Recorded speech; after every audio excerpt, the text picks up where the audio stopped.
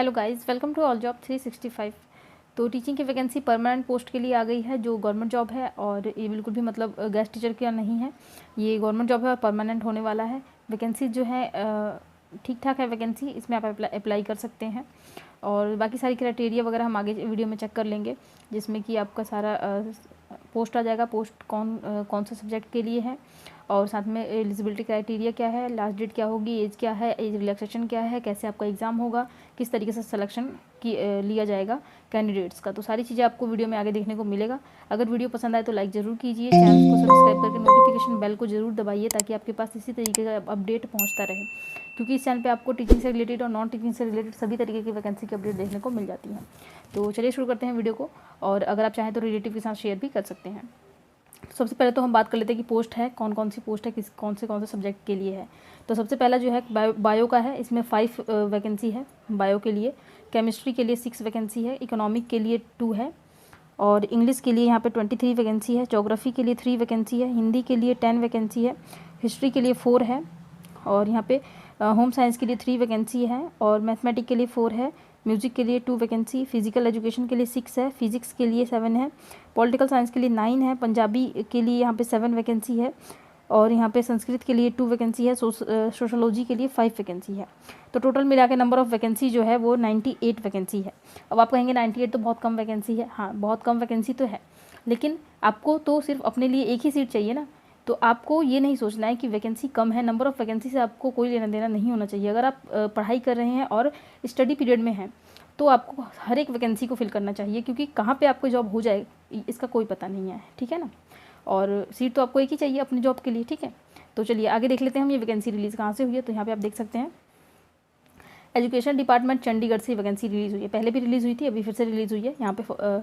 और recruitment notice for आप देख सकते हैं यहाँ पे, ये 17 तारीख का नोटिफिकेशन आया हुआ है, फ्रेश नोटिफिकेशन है बिल्कुल। और यहाँ देख लीजिए आप, ओपनिंग ऑफ एप्लीकेशन ओपन कब से हो रहा है, ये 25 अक्टूबर से स्टार्ट होगा। इसका ऑनलाइन फॉर्म लिया जाएगा, आवेदन किया जाएगा। क्लोजिंग डेट जो है वो 16 नवंबर होने वाली है ना, एक्सटेंड भी हो जाती है, तो इससे कोई टेंशन लेने की ज़रूरत नहीं है। आपका फीस डिपॉजिट जो है वो 20 तारीख तक हो जाएगा, नवंबर में, ठीक है। चलिए, तो ये परमानेंट पोस्ट है, ये यहाँ पे आप चेक भी कर सकते हैं, ये परमानेंट पोस्ट है। और इस वाली वेबसाइट पर जाकर हम लास्ट में, वीडियो के लास्ट में पता चलेगा आपको वीडियो के लास्ट में कि कैसे आपको इस नोटिफिकेशन को डाउनलोड करना है, ठीक है। तो वीडियो को लास्ट तक जरूर देखिए। चलिए आगे बात कर लेते हैं हम यहाँ पे पे स्केल वगैरह जो है यहाँ पे दिया गया है। पे स्केल की बात करें तो ये जो पोस्ट है ना, सारे पीजीटी के लिए, ठीक है, ये चीज़ आप ध्यान रखिए। और यहाँ पे जो पे स्केल है, यहाँ पे देख सकते हैं 9300 से लेकर 34,800 तक आपका पे स्केल होने वाला है, ठीक है। चलिए आगे देखते हैं यहाँ पे।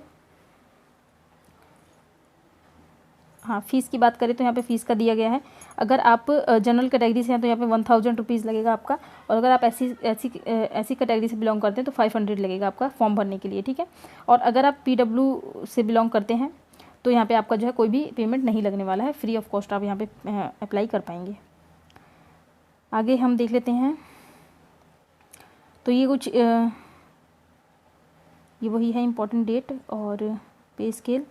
हाँ जी, पे स्केल हमने देख लिया। आप चलिए यहाँ पे देखते हैं हम इसेंशियल क्वालिफिकेशन। तो क्वालिफिकेशन की बात करें तो यहाँ पे आपको पोस्ट ग्रेजुएट टीचर के लिए यहाँ पे पोस्ट ग्रेजुएट होना चाहिए आपके पास, जिसमें 50% मार्क्स या अबव होना चाहिए, ठीक है। 50% से कम है तो आप अप्लाई नहीं कर सकते हैं। बैचलर में भी आपका 45% होना ही चाहिए, तभी आप अप्लाई कर पाएंगे। इसके साथ यहाँ पर और भी क्राइटेरिया दिया गया है, जैसे यहाँ पे 2 ईयर इंटीग्रेटेड अगर आपका है तो भी आप यहाँ पे कर सकते हैं। MA है आपका तो उसमें 50% मार्क्स होना चाहिए आपका। MA इन फिजिकल एजुकेशन के लिए अगर आपके पास MA है तो यहाँ पे 50% मार्क्स के साथ तो यहाँ पे आप कर सकते हैं अप्लाई। आगे बहुत सारा है, यहाँ पे आप चेक कर लीजिएगा। यहाँ पे मास्टर इन फिजिकल एजुकेशन के लिए मास्टर भी होगा तो भी चल जाएगा। यहाँ पे अगर MPED किया है आपने तो यहाँ पे आपको BEd की ज़रूरत नहीं होती है, ठीक है। चलिए आगे देखते हैं। बाकी यहाँ पे मोड ऑफ़ सिलेक्शन की बात करें तो यहाँ पे मोड ऑफ़ सिलेक्शन जो है, यहाँ पे आपका मेरिट लिस्ट जो होगा, एक पेपर होगा आपका, मतलब एक ही दिन होगा, 2 पेपर होगा, ठीक है, जिसमें कि आपको 150 मार्क्स का क्वेश्चन होगा, 150 क्वेश्चन होंगे और 150 मार्क्स का होगा। क्वालिफाइंग जो मार्क्स है वो यहाँ पे दिया गया है। में भी क्वालिफाइंग मार्क्स आपका 40% आपका लाना है तो ये आप क्वालिफाई मान जाएंगे। अगर आप 40% नहीं लाते हैं 150 में से तो आपका सिलेक्शन नहीं किया जाएगा, भले सीट खाली क्यों ना चली जाए, ठीक है। इस चीज़ को आप ध्यान रखिए। आगे देखिए, यहाँ पे टोटल नंबर ऑफ़ क्वेश्चन मैंने बता दिया आपको इतना होगा। और यहाँ पे जो एग्ज़ाम होगा वो 2 मोड में होगा। पहला तो होगा सेक्शन ए में आपका 50 क्वेश्चन होंगे, जिसमें कि जनरल अवेयरनेस और रीजनिंग के 12 क्वेश्चन होंगे। इन्फॉर्मेशन कम्युनिकेशन टेक्नोलॉजी और टीचिंग एप्टीट्यूड मतलब कि पैडागोजी वगैरह के 12 क्वेश्चन होंगे।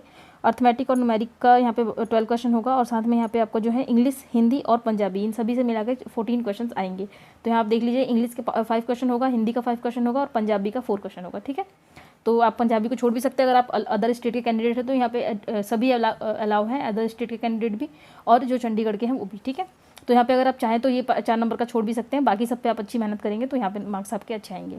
चलिए आगे देखते, पार्ट बी जो है इसमें 100 क्वेश्चन होगा, 100 मार्क्स का। टाइमिंग आपको 100 मिनट दिया जाएगा यहाँ पे, और यहाँ पे जो 50 क्वेश्चन था इसमें 50 मिनट दिए जाएंगे।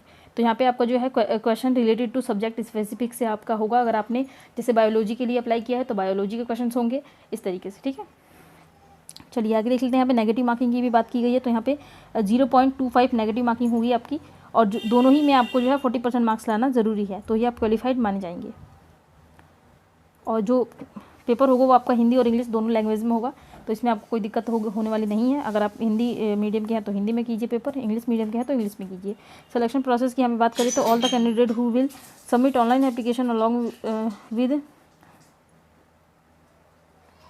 तो ये आप चेकआउट कर लीजिएगा, मैं आपको लिंक दे दूँगी डिस्क्रिप्शन में, वहाँ से चेकआउट कर लीजिएगा। चलिए हम एज लिमिट देख लेते हैं। हम एज की बात करें तो 21 से लेकर आपका 37 ईयर तक के अगर आप हैं तो यहाँ पे अप्लाई कर पाएंगे। जो जो एज कैलकुलेशन की जो बेस होगा वो 1/1/2023 होने वाला है।